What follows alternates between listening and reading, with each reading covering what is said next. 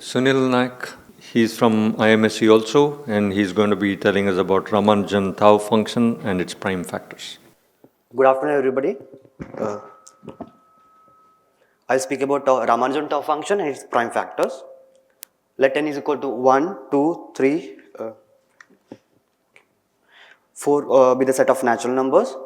A natural number p is called a prime number if its only positive divisors are 1 and p itself. For example, 2 is a prime, 3 is a prime, 5, 7, 11 and this big number are prime numbers. And we know that there are infinitely many primes thanks to Euclid.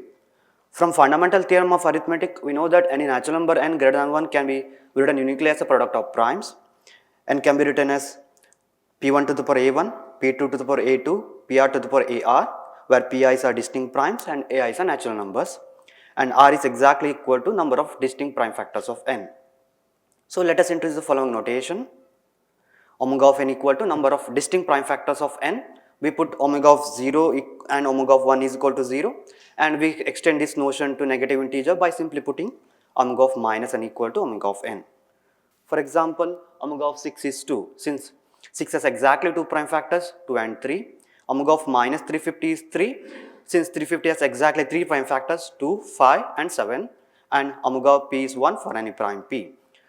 We are interested in estimating the size of the number of prime factors of n, omega of n, by using the prime factorization and noting the fact that the smallest prime is at least 2. So we get n is at least 2 power r, which is precisely 2 power omega of n. By taking logarithm on both sides, we get the following upper bound. Omega of n is bounded above by log n by log 2. In fact, with a little more effort, we can show that number of prime factor of n is bounded by log n by log n. Here, this notation less than implies that means there exists a positive constant c such that omega of n is bounded above by c times log n by log n. So what about the lower bounds? In order to produce the numbers with large number of prime factors, one obvious way is to take the product of primes. In particular, let m to be the product of all the primes which are less than or equal to n. Then by using the prime number theorem, which actually counts the primes up to large number, we can show that this natural number m has at least log m by log m prime factors. Hence, this bound is the best possible up to constant c. In this connection, Hardy and Ramanujan in 1917 proved a remarkable result. They showed that number of prime factor of n is of size log n for almost all n. Almost all in the sense the set of natural numbers n such that omega of n satisfy this inequality has density equal to 1. We can also ask the same question for other interesting sequences in number theory. For example, divisor function, Euler-Torsson function, etc. So we are interested in a function which was introduced by Ramanujan in a seminal paper of 1916, namely Ramanujan tau function. Let me define it. Consider the infinite product x into product n is equal to 1 to infinity 1 minus x power n to the power 24. Expand as a power series in x, we get x minus 24x square plus 252x cube, so and so on. So we have tau of 1 is 1, tau of 2 is minus 24, tau of 3 is 252, tau of 4 is minus 1472 and so on. If we consider the function delta equal to summation tau of n times e power 2 pi I n z, where z is a complex number with positive imaginary part, then delta is the simplest example of something more involved, what are called Hecke eigenforms. These Hecke eigenforms are special cases of modular forms, objects that are central in the development of number theory in the second half of 20th as well as 21st century. For instance, these objects are crucial ingredients in Weil's proof of Fermat's last theorem as well as formulation of Langland's program, a theme which dictates the trends and trajectories of large parts of modern number theory.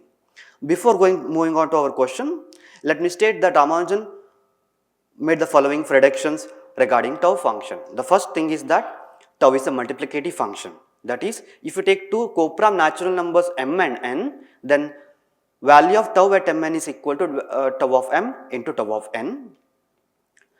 Values of tau at prime power satisfy this beautiful recurrence relation, and he predicted that the following interesting upper bound for the absolute values of tau of p.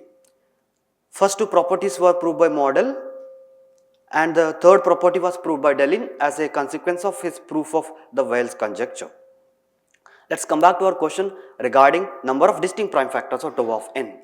The first question is whether there exists a natural number n for which tau of n equal to 0. Because if tau of n equal to 0, then by definition omega of tau of n is 0. So we are interested in the set of natural number n for which tau of n not equal to 0. What can you say about this set? Whether it is a finite, infinite? In 1947, Lemma conjectured that this set is equal to whole n. That is, for all n, tau of n is not equal to 0. He himself verified this conjecture for first 214 billion numbers. Later, this was improved to 10 power 15 by Serre. After the best of my knowledge, we know that tau of n is not equal to 0 for for n less than or equal to approximately 8 into 10 power 23 numbers. This is due to Derricks, Winos and Zeng in 2013. Okay, let me make the first attempt towards estimating the number of prime factor of tau of n. The one way is to get a upper bound on the absolute values of tau of n, and use the upper bound for the number of prime factor to get a upper bound on the number of prime factor of tau of n. Using purely complex analysis, Hecke proved this remarkable upper bound for the tau of n. Absolute values of tau of n is bounded by n power 6, even though better upper bounds are known, and this is sufficient for our purpose. Using the Hecke's bound and upper bound for the number of prime factors of n, we have the following upper bound for the number of prime factors of tau of n. Omega of tau of n is bounded above by log n by log n. So what about the lower bounds? Can omega of tau of n equal to 1?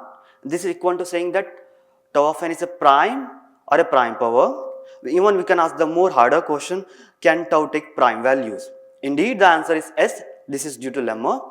He showed that if you go all the way up to 63,000, you would get a prime value. The value of tau function at 63,001, this big number with 26 decimal digits, is actually a prime number. We know that tau of p is even for all primes p. This can be proved either using Jacobi's triple product identity or theory of Galois representations. Serre in 1976 proved that 2 is a particular case. He proved that if you take any natural number d, tau of n is divisible by d for almost all n. And recall that we have seen omega of n is of size log n. That is, a random integer n has log n prime factors. Whether the similar bound is known in case of tau function. This was proved by Murthy and Murthy in 1984.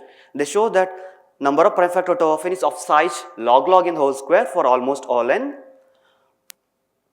provided the generalized Riemann hypothesis is true. In 2006, Luke and Spelunky deduced an unconditional lower bound for the number of prime factors of tau of n.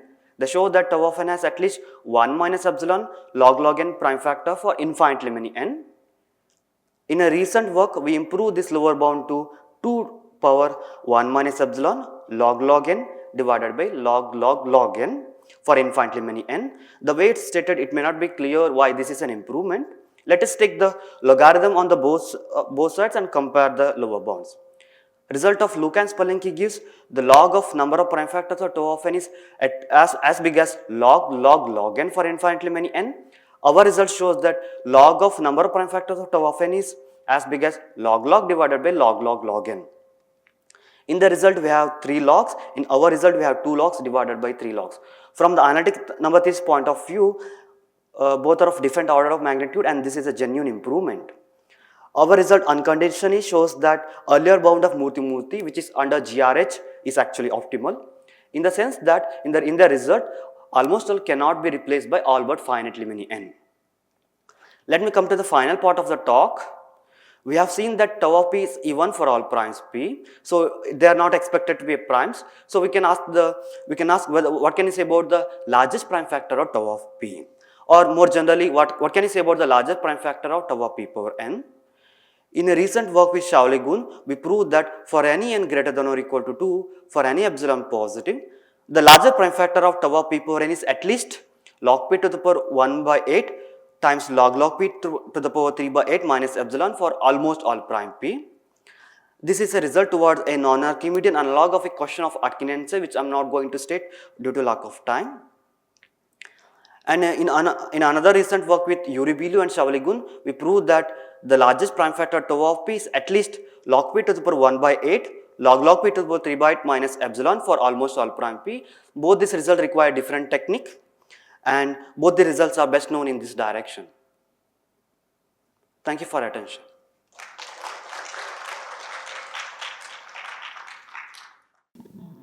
You may not like my question, but it's not meant to hassle you, okay?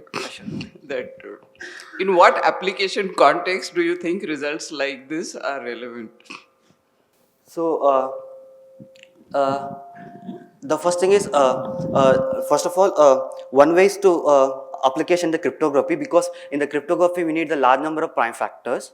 So therefore, one way, since we know that by the conjecture of Atkin and Sayre, we know that the absolute values of tau of p is as large as grows like a polynomial time, and also symmetries. So therefore, we can also same question whether this can be used as like prime producing machines.